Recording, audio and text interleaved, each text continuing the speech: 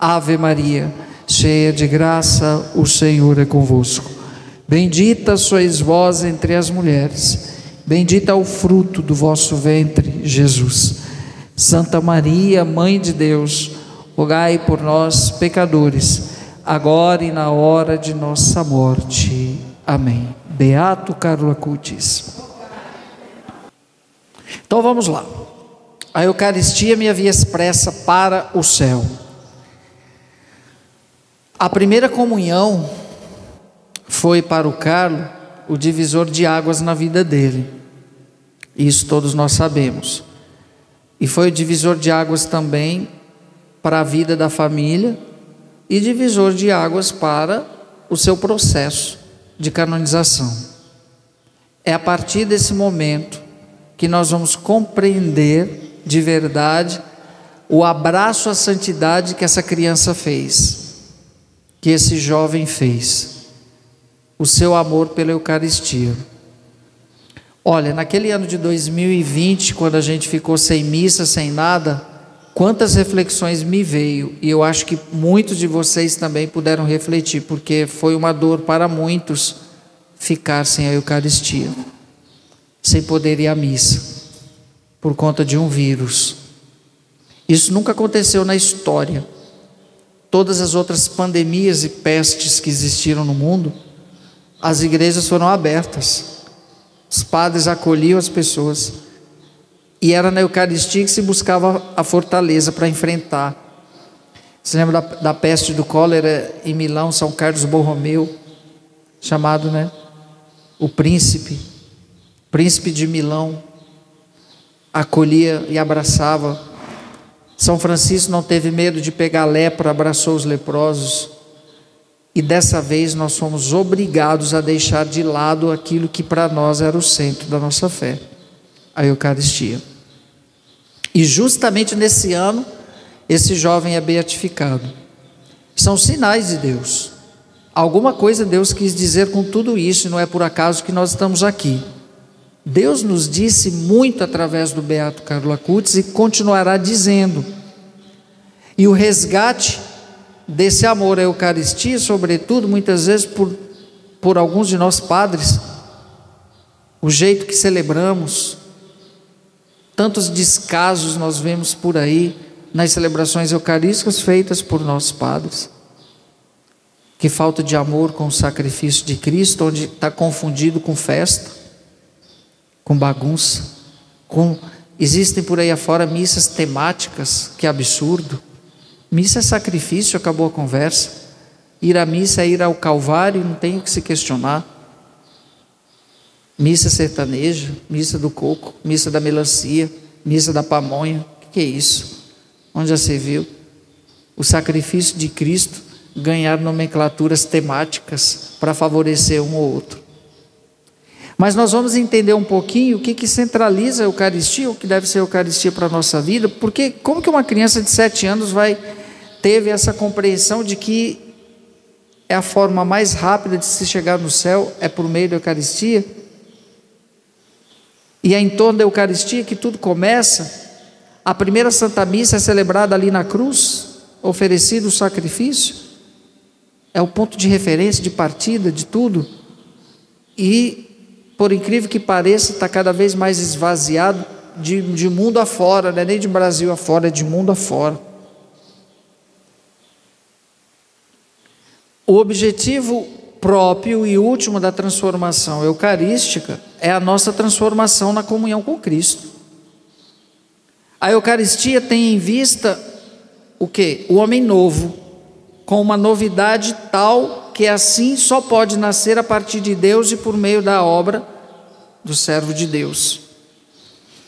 Aí nós temos o nosso querido Bento XVI, que num dos seus tratados, das suas falas fortes sobre a Eucaristia, ele nos diz, numa das suas homilias na Basílica de São Giovanni Laterano, do Tríduo Pascal, aquela missa da instituição da Eucaristia, do sacerdócio, Bento nos faz uma reflexão belíssima que nos faz entender muito bem aquilo que Carlo compreendeu. que a Eucaristia é o sacramento da unidade. A Eucaristia é o sacramento da unidade. Ela chega até o mistério trinitário e assim cria ao mesmo tempo a unidade visível. A Eucaristia é o encontro pessoalíssimo com o Senhor. E, no entanto, não é jamais apenas um ato de devoção individual. Nós celebramos juntos. Em cada comunidade o Senhor está presente de modo total, mas Ele é um só em todas as comunidades. O que Jesus fala lá em Lucas 22:15? Desejei ardentemente comer convosco esta Páscoa antes de padecer. Para entender a Eucaristia, nós temos que entender todo o contexto em que ela é ressignificada para nós. A celebração da Páscoa é um momento forte na vida dos judeus, do ano judaico, onde é feita toda a memória desde do exílio,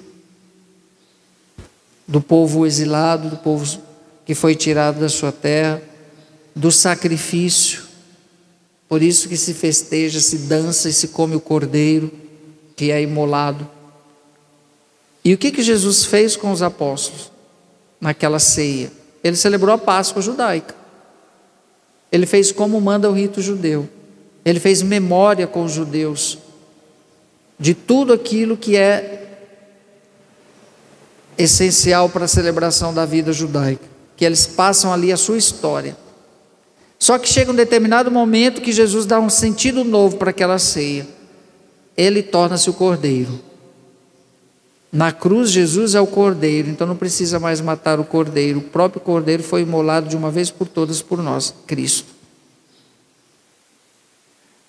Mas foi celebrada antes. E o seu sangue, aquelas taças de vinho, que eram 4, Jesus, no cálice da bênção, no terceiro cálice, ele faz o ressignificar. Este é o meu sangue. Este é o meu corpo. Logicamente, todo mundo ficou sem entender. O que ele está querendo dizer com isso, meu Deus?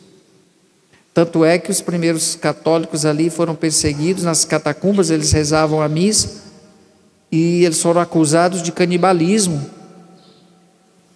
Os primeiros católicos foram acusados de canibalismo, por conta das palavras da consagração.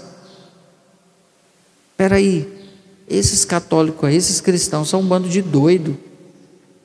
Eles matam-se entre eles e depois eles se comem. Eu escutei eles dizendo: isto é meu corpo, todos comei. Isto é meu sangue, todos bebei. Foi terrível a perseguição. Até o ano 400, até Constantino oficializar o catolicismo como a religião oficial do Império, graças à sua mãe Santa Helena, que teve essa influência total, foi uma perseguição completa. Mas fomos acusados um dia de canibalismo, só que ninguém sabia que o que estava sendo feito ali era o sacrifício de Cristo, incruento, não mais cruento. Não era ninguém estava imolando ninguém ali, era o próprio Cristo, de forma incruenta, que estava sendo celebrado no sacrifício pelos sacerdotes ordenados ali, que eram os apóstolos. Então Jesus desejou comer, e com estas palavras Jesus inaugura a celebração do último banquete e da instituição da Sagrada Eucaristia. Jesus foi ao encontro daquela hora, desejando-a. Quando eu vou à missa, eu vou desejando ou vou empurrado? Carlos ia apaixonado. Se ele ficasse um dia sem missa e tivesse a oportunidade de ir à missa e não fosse, para ele era um peso na consciência, porque ele entendia isso que a gente está vendo, e no seu íntimo esperou aquele momento em que haveria de dar-se aos seus sob as espécies do pão e do vinho, esperou aquele momento que deveria ser de algum modo as verdadeiras núpcias messiânicas, a transformação dos dons desta terra e o fazer-se um só com os seus para transformá-los e inaugurar assim a transformação do mundo.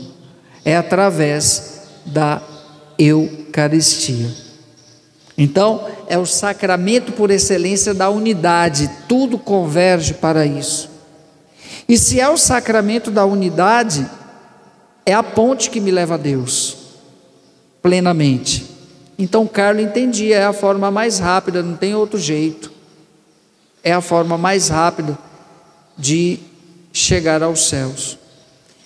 A gente sabe pelos 4 evangelhos que o último banquete de Jesus antes da paixão foi também um lugar de anúncio.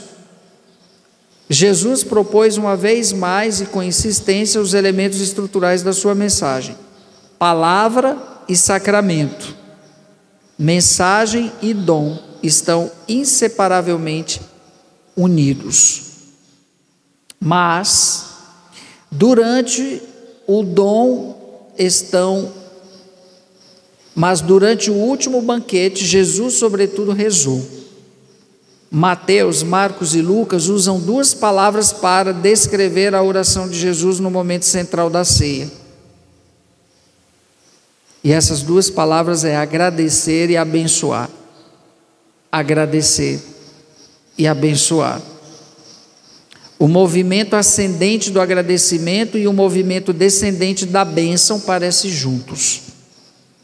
Esta transformação do seu sofrimento em amor possui uma força transformadora dos dons, nos quais agora Jesus se dá a si mesmo. Se dá a si mesmo.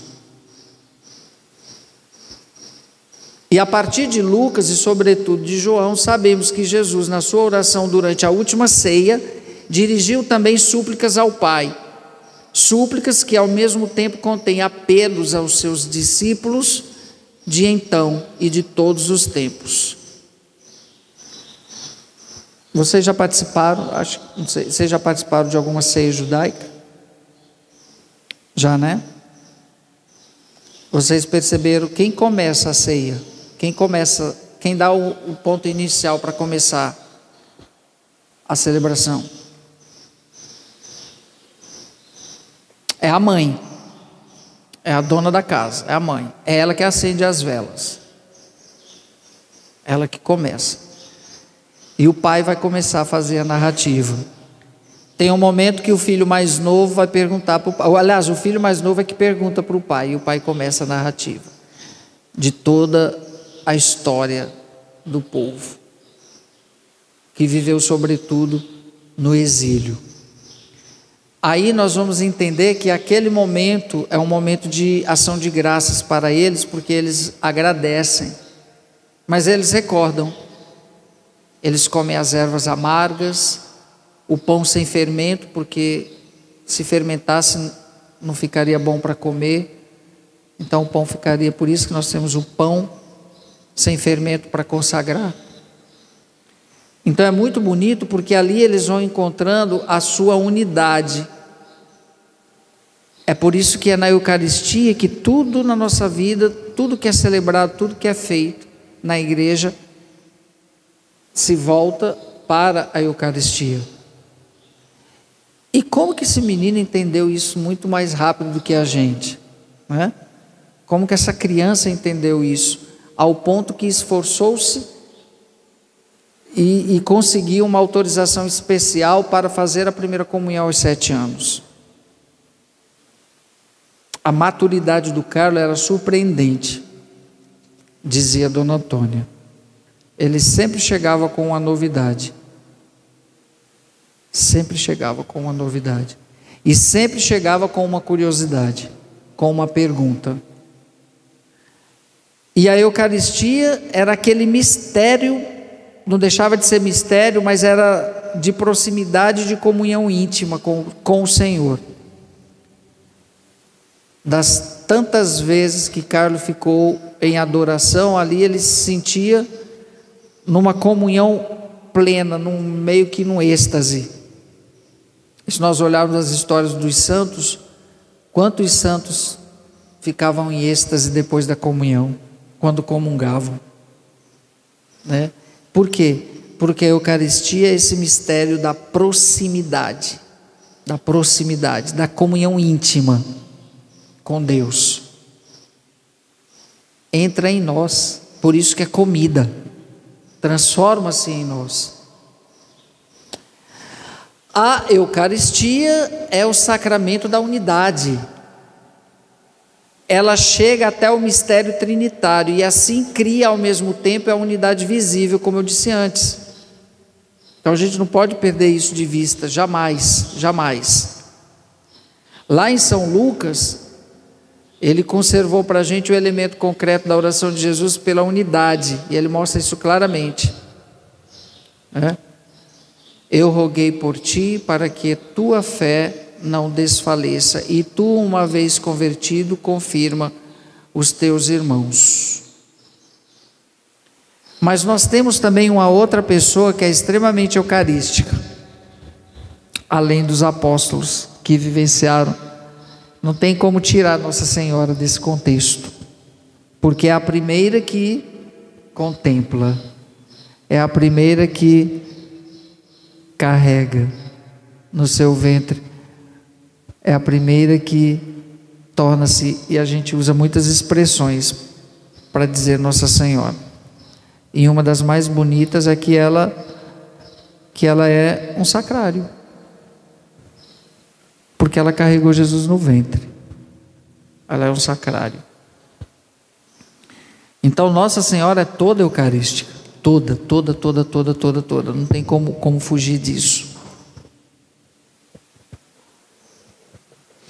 E os apóstolos, quando, muitas vezes, aí a gente tem que entender aquela questão que eu falava antes, da refeição, né? Eles não lavam as mãos, eles comem de qualquer jeito. Eles queriam pegar Jesus naquilo que era, né, o sentido de pureza para o judeu é diferente do nosso. Tá, é uma pureza ligada também à questão de higiene, né? É uma pureza ligada à questão de higiene, não só a questão da alma, pecado, mas higiene. O impuro é aquele que toca numa coisa que é suja. Prova disso, as mulheres, quando estavam menstruadas, elas tinham que dizer, tinham que colocar um sinal que era para ninguém tocar, e quem chegasse perto de uma mulher menstruada ficava impuro. É uma concepção de pureza ligada mais à questão higiênica, física. E a pureza da alma, ela passa por outro trâmite, por outro trâmite. E Jesus veio nos dizer qual era o verdadeiro sentido. Aí Jesus diz o quê? Estou voltando à questão do alimento. O que torna o homem impuro? É o que entra ou o que sai? É o que sai. Enquanto os judeus dizem que é o que entra, é o que sai. Porque é do coração do homem que sai a maldade, que sai a inveja, que sai a violência, que sai tudo que não presta. O que entra vai virar fezes. Mas o que sai é que é o perigo. Então, a ceia que Jesus celebra com os apóstolos, ela tem todo um significado diferenciado. Começa num rito e Jesus transforma constantemente. Aí eu fico imaginando a bagunça que não ficou na cabeça dos apóstolos. Meu Deus, o que esse homem está fazendo? O sentido da purificação continuou. O padre, antes da consagração, lava as mãos. E o que Jesus fez na última ceia? Pediu para lavar os pés. Eu fico imaginando os apóstolos, cara, meu Deus do céu, o que está acontecendo? Porque o rito é assim, e Jesus está fazendo outro rito. Mas tudo isso para dizer, ressignificando, para dizer o que era central agora daqui para frente, como deveria ser daqui para frente, qual era a essência de tudo isso que estava sendo ressignificado. Eu sou comida, eu sou bebida, mas eu vou continuar como alimento, como comida. E quando o Carlos foi se preparar para a primeira comunhão, ele procurava o catecismo, e com certeza debruçou sobre tudo desse catecismo aqui, esse mesmo nosso, outorgado aqui por João Paulo II, as Sagradas Escrituras, e chegou para o diretor espiritual dele e disse que estava pronto, para o pároco também. Estou pronto. Mas calma, Carlos, você não tem idade. Mas o padre reconheceu que ele tinha. Vamos conversar um pouquinho mais. O que você entende sobre a Eucaristia, menino? Dona Antônia, quando fala disso, fala. E o Carlos começou a conversar numa boa com o padre. O padre chamou a Dona Antônia depois. Vamos pedir autorização. O Carlos está mais que preparado para fazer a primeira comunhão. Ele me deu uma aula de teologia, de significado. Aí foi pedida a autorização na época lá, via Cúria Diocesana para o Vaticano lá. Foi até um dos cardeais que conviveu com Paulo VI, que era secretário de Paulo VI, que concedeu uma coisa assim. E eu paro, bom, mas vai ser um problema, a gente não pode fazer a primeira comunhão do Carlos aqui na paróquia, porque tem um monte de adolescente aí que não tem condições de fazer agora, tudo que vamos fazer meio secretamente, para não chamar muita atenção, senão vai dar aqueles bochichos. Sabe aquelas coisas que às vezes na paróquia a gente percebe e que nós temos como fazer essas concessões, porque cada um é cada um. Cada um é cada um. Se eu, como pároco, percebo que tem um jovem, tem uma criança que tem condições de ser dispensado da catequese, porque sabe mais do que o padre, eu posso fazer isso tranquilamente. E o Carlos foi essa exceção. Mas aí, para não dar o que falar, porque acho que lá também naquela paróquia tinha gente com a língua grande, graças a Deus nós não temos aqui ninguém fofoqueiro, graças a Deus, né? Aí Dona Antônia e o pessoal arranjaram um convento lá fora, perto de Monza, das irmãs. Não, vamos fazer no mosteiro lá longe, assim ninguém vê. Sim, mamãe, o importante para mim é fazer a primeira comunhão. Mas para evitar comentário na paróquia, por quê? Porque aquele menino foi preferido melhor que os outros? Não é porque era melhor, e ao mesmo tempo porque era melhor sim, no sentido de que anos-luz na frente de tantos outros, porque Carlos tinha paixão pela Eucaristia, diferente. Paixão não no sentido humano, mas paixão no sentido transcendente. Eu preciso disso aqui para viver. Eu preciso da Eucaristia para viver. Mas muito mais do que somente para viver, é porque ela vai me levar para o céu. Carlos tinha plena certeza que a Eucaristia garantiria para ele o céu. Por isso que cada vez que comungamos, gente, isso é muito sério. Os santos tinham o maior medo de comungar se não tivesse no estado de graça. Mas por outro lado, o próprio comungar já te remete ao estado de graça. Você vai, comunga, confessa lá, mas vai confessar depois se você está com pecado grave, mas se a oportunidade é única, aquela para comungar, comungue. Mas nós vamos falar da confissão amanhã.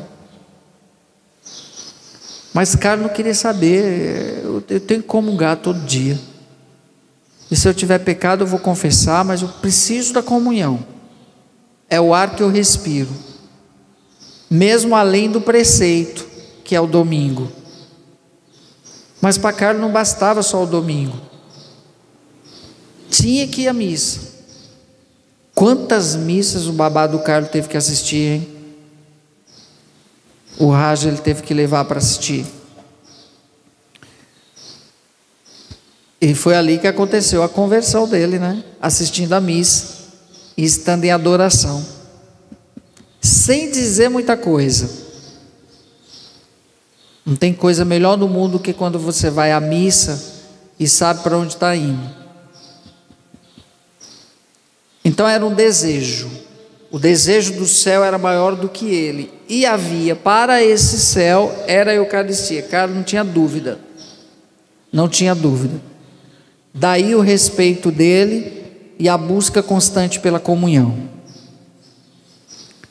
E eu sempre gosto de fazer um paralelo com a nossa vida, porque comungar deve fazer com que nós nos tornemos também eucarísticos. Você comungar e não ser Eucaristia para o outro, no sentido de que essa Eucaristia deve transbordar naquilo que eu falei lá antes, na referência do projeto de Deus, que é o amor, e amar os outros e fazer o bem. Eu sou Eucaristia para o outro. Uma vez eu escutei de um casal em segunda união, que não pode comungar, dizendo uma coisa muito bonita. Eles disseram uma coisa para mim, eu disse, puxa, que profundidade eucarística. Uma coisa muito simples, natural, que eles ali falaram. Eles se emocionaram e choraram muito no dia que o filho fez a primeira comunhão. Aí eles fizeram uma comemoração na casa deles, aí eu fui, aí eles, Padre, nós estamos tão felizes, porque Jesus entrou na nossa casa pelo nosso filho. Sabe aquela felicidade? Nós não podemos, mas Jesus veio para a nossa casa pelo nosso filho. Isso é muito bonito, gente. Nós não podemos comungar, mas cada comunhão que o nosso filho faz, a nossa alegria é tão grande, porque nós nos sentimos amados por Jesus, porque Ele não nos abandonou. Quando o nosso filho comunga, parece que a gente vai no céu também. Isso é muito bonito. Isso é uma prova de amor. Eles não podem comungar, porque estão em situação irregular. Mas eles se alegraram porque a Eucaristia entrou na casa deles pelo filho. E o outro já estava fazendo a primeira comunhão, a catequese, eles já estavam dobrando a felicidade porque Jesus viria em dose dupla para a casa deles. Eu nunca tinha ouvido uma coisa assim, tão interessante, é muito bonito isso. Porque muitos que não podem comungar sofrem muito. E os que sofrem e entendem o porquê, amam mais ainda a Jesus e a igreja, e não saem falando mal, criticando e se afastando. Olha que coisa bonita. Nós não podemos, porque há um impedimento por conta de nós mesmos, mas Jesus vem para casa todo dia quando nosso filho vai à missa. Então isso é muito forte, muito bonito. E nós muitas vezes que temos a oportunidade de comungar, não o fazemos como deveríamos. Eu conheci uma família muito querida também, inclusive morreu ano passado, Dr. Canineu, de missa diária. Eles são da Opus Dei, eles são de missa diária.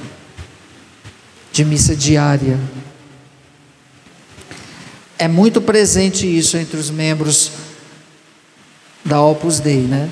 A comunhão diária. E muitos movimentos, serviços aí afora também incentivam a Eucaristia diária. E nós temos tantos testemunhos de pessoas que pela comunhão diária conseguiram obter dos céus as graças temporais que vocês não têm noção. Vocês não têm noção. Então Carlos tinha tudo isso muito claro. Muito claro. Cada comunhão, quanto mais eu comungar, mais para o céu eu vou. Que o medo dele era ir para o inferno, e não queria nem ir para o purgatório, ele queria ir direto para o céu. Então ele descobriu a forma de ir para o céu direto, começou a pesquisar sobre os milagres eucarísticos, para dizer para todo mundo, olha gente, é isso aqui o caminho, não tem outro. E isso nada mais é do que a centralidade de tudo, porque como falou Bento XVI, a Eucaristia é o sacramento da unidade, é o que une todos nós, porque é na cruz, gente. É naquele oferecimento cruento, a oferta cruenta da morte do Cristo, da paixão por si, por todos. É ali que começa tudo, e é ali que une tudo. Reflitamos como que somos com relação à Eucaristia. É bem verdade também que muitas vezes, por conta de um ou outro que não tem o devido zelo pela Eucaristia e celebra de qualquer jeito, os nossos fiéis acabam criando uma certa... Mas tudo isso depende da consciência e da educação. Nós temos aqui 2 paroquianozinhos aqui, que é uma comédia. Aqueles 2 que estavam na missa hoje, que entraram com as alianças. Vocês pensam que eles não estão ligados no rito da missa? Então, o Senhor esteja convosco. Ele está no meio de nós. Ele está fazendo qualquer coisa, mas Ele está no meio de nós. Graças a Deus. Vocês ouviram os graças a Deus deles? E às vezes o nosso é graças a Deus. Graças a Deus. Aí na hora que os pais vêm com eles para comungar, eles abrem a boca também. Entendeu? Então, o dia da primeira comunhão deles, eu acho assim a coisa mais bonita do mundo. Eles não, né? E o pequeno entrando com as alianças, imitando os coroinhas. Sério, quem vê cínico, bagunceiro. Eu tentei fazer ele rir.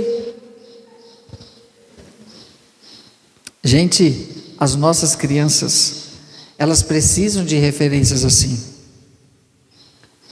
Vocês sabem que até os 7 anos, daí não é por acaso que o 7 é o número da perfeição, e foi aos 7 anos que Carlos compreende. É até os 7 anos que se forma a personalidade, ou melhor, que se recebe todo o conteúdo da sua personalidade que você venha a ser depois. Depois dos 7 anos não adianta muita coisa não, viu? Tudo que nós somos hoje foi o que a gente adquiriu até os 7. Por incrível que pareça. Tem as exceções, que eu não lembro nenhuma vez de ter ido à missa até os 7 anos. Não lembro, minha mãe nunca levou.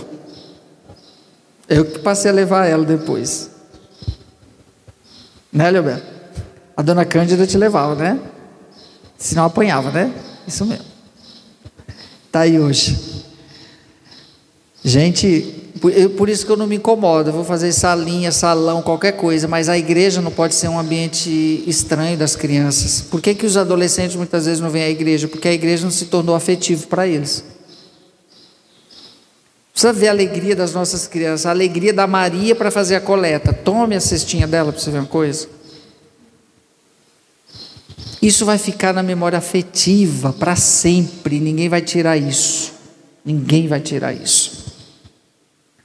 E o Carlos construiu uma memória afetiva por si só, porque os pais não eram de frequentar.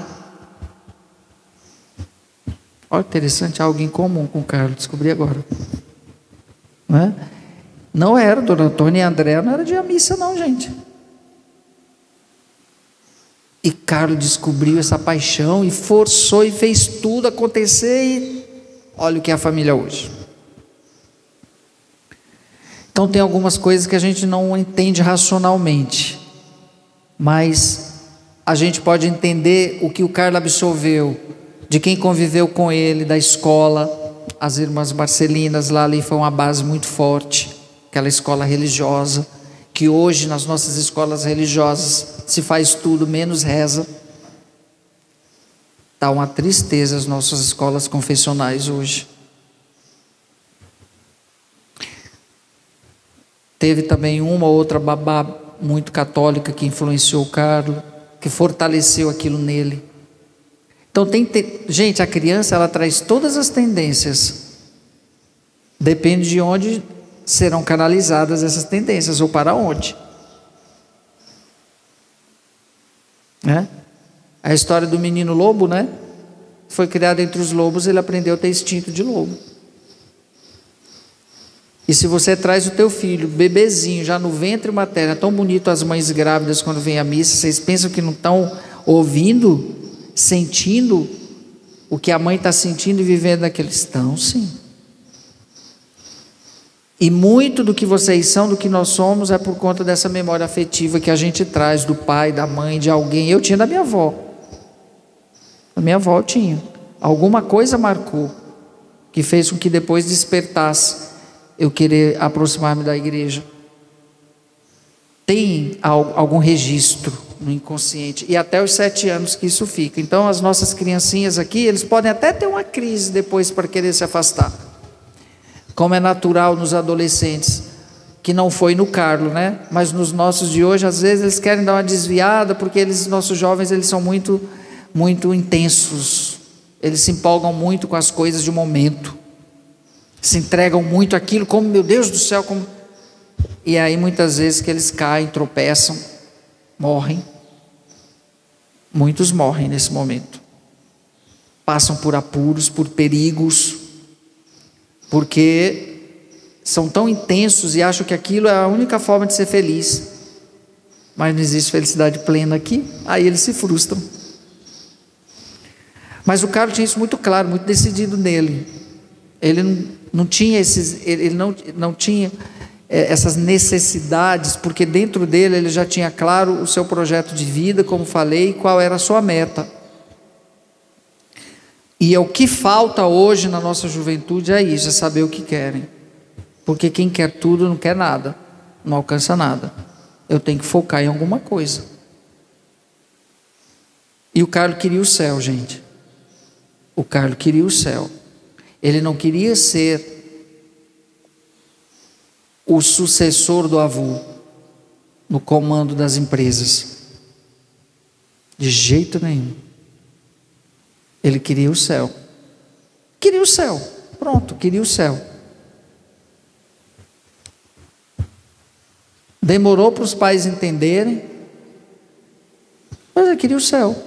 Ele não deixou de viver as coisas dele. E qual era a forma de mostrar isso concretamente, ou de fazer o caminho para o céu? Era comungando, era com a Eucaristia, pronto. Então de hoje em diante eu não vou faltar mais à missa, mamãe. De hoje em diante. Cadê nossas crianças que fizeram a primeira comunhão no mês passado? Eu vi um ou outro vindo comungar aqui nas missas. Sumiram. Cadê os nossos crismandos? Vazaram. Carlos não, comungou a primeira e pronto, meu filho, agora eu tenho Jesus de verdade, completo, agora eu vou para o céu, porque eu não vou deixar de comungar nunca.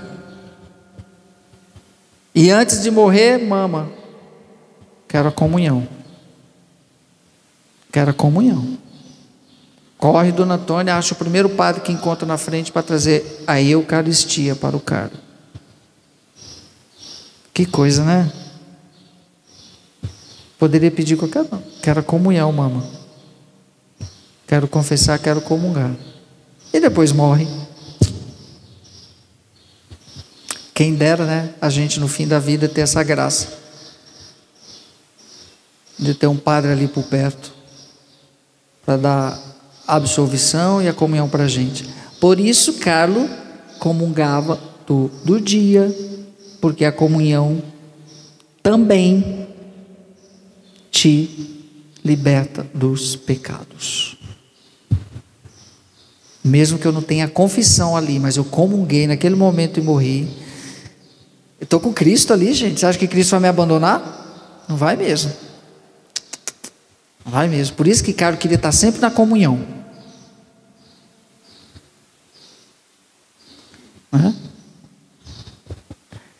É muito forte isso, é muito sério isso. A missa deve ser o centro da nossa vida. Se a gente tiver um pouquinho desse amor, desse desejo que o Carlos tinha pela Eucaristia, muita coisa muda na vida da gente. Pelo simples fato de estar, de ir com devoção, porque eu tenho que ir à missa com devoção também. Não é somente cumprir o preceito como obrigação, mas como devoção, com amor, desejando. Eu desejo. Aquilo é, como falava antes, o ar que eu respiro, a Eucaristia. Muito bem. É muita coisa, mas o serviço da unidade tem seu lugar visível na celebração da Sagrada Eucaristia.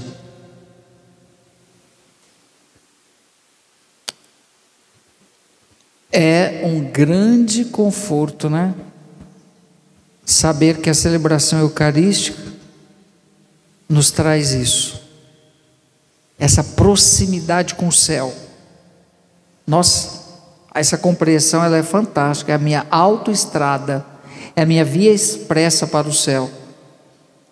Porque quando a gente não sabe chegar num caminho, num lugar, a gente vai fazer um mapa. Qual é a melhor rodovia, qual é o melhor caminho, mas a Eucaristia não, é tiro certo, é certeiro. E nem pedágio tem, hein? Nem pedágio tem, você vai direto. Então o que a gente não pode perder de vista é que é o sacramento da unidade, e principalmente porque nos une a Cristo. E como o Carlos queria o céu, ele queria a sua união com Cristo, estar plenamente no Cristo. Então o melhor caminho e a forma de chegar era por meio da Eucaristia.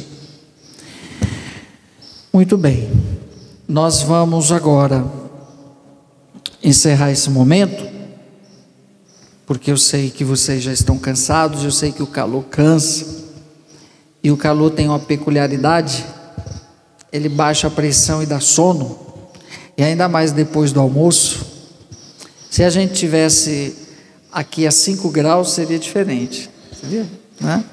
Mas nós estamos a 40, então vamos fazer o seguinte, vamos fazer aquela meditaçãozinha, responder 2 perguntinhas para você mesmo. Enquanto isso, vocês já vão aí se preparando, já pode nesse momento aproveitar para ir fazendo o exame de consciência.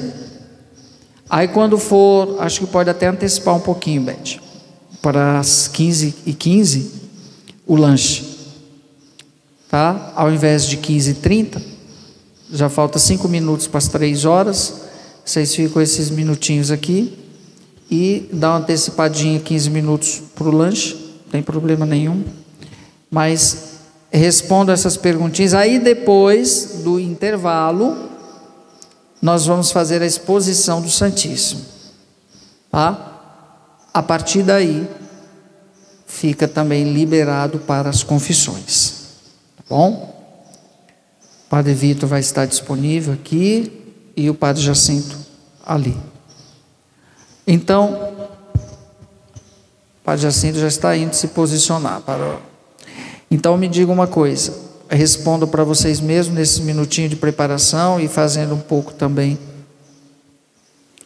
O que a Eucaristia é ou está sendo na minha vida de cristão católico? Qual a minha compreensão eucarística até hoje? Como católico, que devo ter a Eucaristia como centro da minha vida, estou tendo a Eucaristia? A pergunta é: a Eucaristia é o centro da minha vida? Mas sejam sinceros, se não for, não é. Outras coisas ocuparam lugar. Deixei tantas vezes de ir à missa porque dei espaço para outras coisas completamente vazias. Respondo para vocês mesmos. E se vocês tinham essa consciência de que a Eucaristia é uma via, é um caminho para chegar ao céu, se vocês tinham essa noção, essa compreensão que o Carlos tinha, e se vocês acreditam nessa compreensão, e se vocês querem assumir também para vocês essa máxima de que a Eucaristia é a nossa estrada para o céu, é o caminho mais rápido para o céu.